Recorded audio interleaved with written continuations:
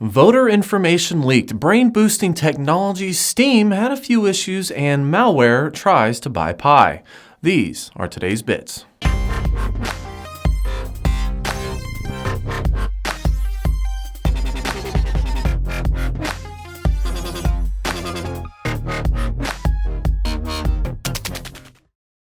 191 million U.S. voters' information has been exposed online. This includes full names, addresses, voter IDs, date of births, and phone numbers.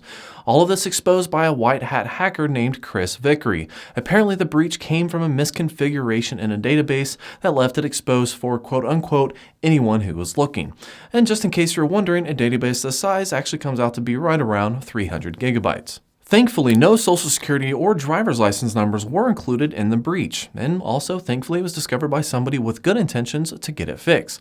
So far, no one is stepping up to the plate to claim responsibility for the misconfiguration, so I feel as if it's my duty to blame Obama.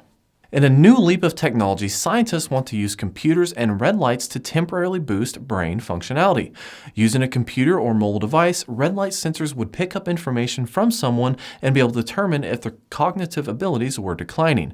Then, if needed, would apply a small jolt of electricity to boost them back up. The sensor would look for fluctuations in the level of oxygen in their blood and be able to figure out if they needed a little extra juice. It's not meant for any kind of permanent boost or anything. They only aim to provide 1 or 2 minutes of stimulation. But of course, this gets me wondering if I were to, or someone else, were to just turn it on all the time, what exactly would happen? To read more scientific stuff that I did not include here, click the link in the description.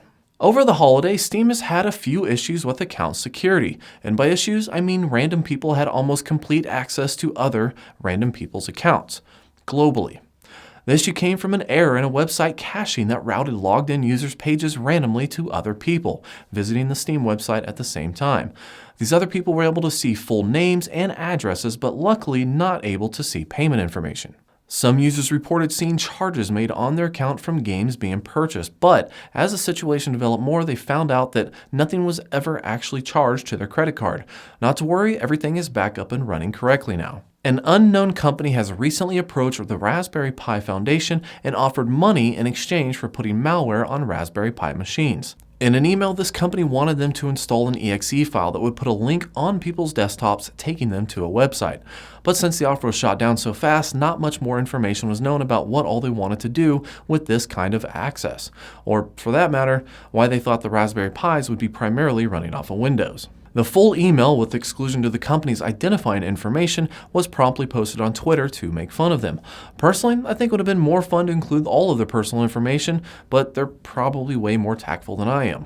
Before you go, you should really check out this new short indie film about virtual reality. I only mention this because it does kind of give a good example of what VR could become one day, and, well, it has pretty good graphics.